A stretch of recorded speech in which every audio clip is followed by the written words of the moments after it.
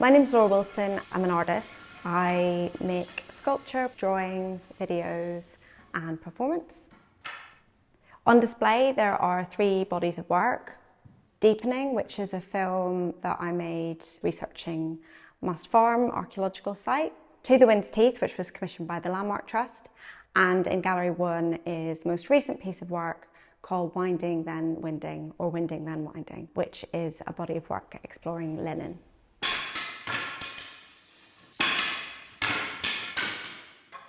In my work, I'm really interested in this idea of kind of learning through doing, and a lot of the work that I make is very research-based. So me going, meeting people, and also I suppose this aspect of kind of working with other people is really, really important. And it's really important that I do have these kind of different collaborators or specialists who are sort of involved in the work. Deepening was the result of an 18-month research into Must Farm archaeological site, which was a Bronze Age settlement that was discovered fairly recently. It was seen as a kind of really important archaeological discovery in the last 20 years. So there was pots, vessels, a lot of textiles, which is really unique to have been found.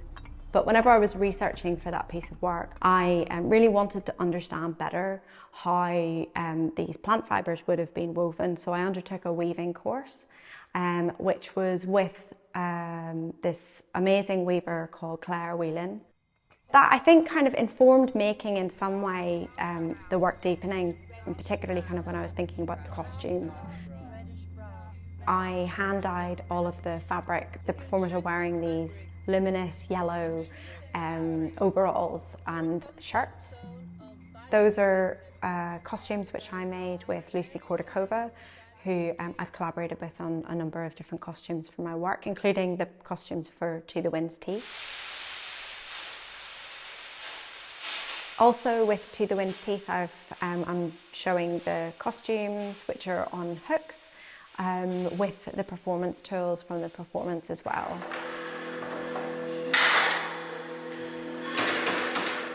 Weaving something is still very much in the back of my mind, and a couple of years later I was awarded the Dover Prize, and that enabled me to buy a hand loom. So I bought an 8-shaft table loom. For that work I was really interested in specifically exploring linen.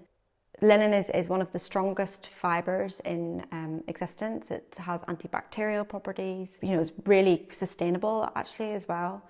And obviously has this link to Northern Ireland, which is where I'm from. 2, 4,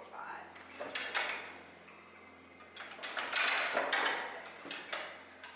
So I started kind of learning how to weave linen, and coincidentally at the same time found through processes of research that my family on my mum's side are all involved in the linen industry. So this is going back a couple of generations, and that has then kind of led me into making this work, winding then winding, winding and winding.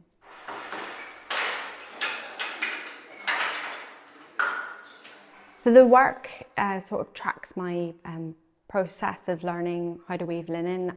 On display in the gallery there are some small weavings which are me working things out, so kind of learning about the material, how it behaves, how it actually snaps if it's under too much tension, if I thread it incorrectly, how to problem solve that. Yeah, learning the different kind of weaving structures and what things that I really enjoy or respond working with. I suppose I've been working on this work for about 18 months and learning how to weave, but I got pregnant last year.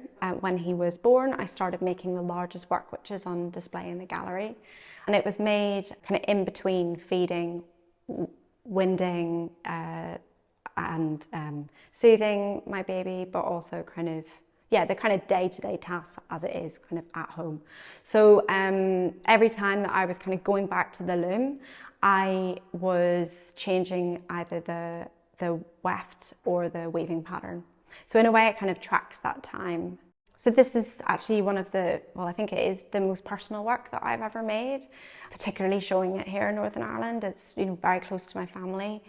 The day after the opening of the exhibition, I am weaving with my mum to start off a piece of linen which is going to be woven on my hand loom, which is also in the gallery space. But also then for the rest of the exhibition, there's an invitation for weavers who are based here to come and weave on the loom as well.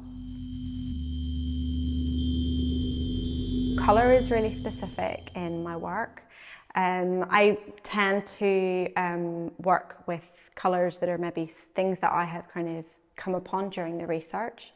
For winding then winding, winding then winding, I chose yarns that were kind of as, I suppose, natural as possible, because I wanted to have fairly muted tones for that piece, but also kind of work with texture as well. So some of the yarns are a lot thicker, or I've doubled them up, and exploring with lots of different weaving structures across the whole piece, so that you could really see those moments where I was stopping to weave and then having to get up to go and breastfeed, or to do a nappy change, or go and answer the door. You know, all of those things that are kind of come with working at home as well.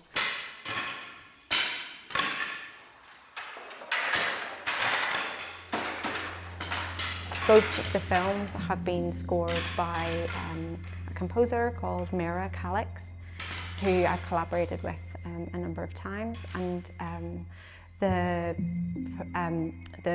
her music is interspaced kind of throughout each of the films, and there's certain points where you can kind of hear the sounds from one in the other, or the sounds of the kind of like the threshing of the sticks when you're watching Deepening, or the grinding of the bricks that's in Deepening into the Wind's Teeth. But I hope that also through the exhibition, with inviting weavers to come and loom or work on the loom, that you'll also get the beating of the loom and that kind of sound of an activation of the gallery space as well. So there'll be these kind of three spaces that'll be interweaving kind of the sounds across them.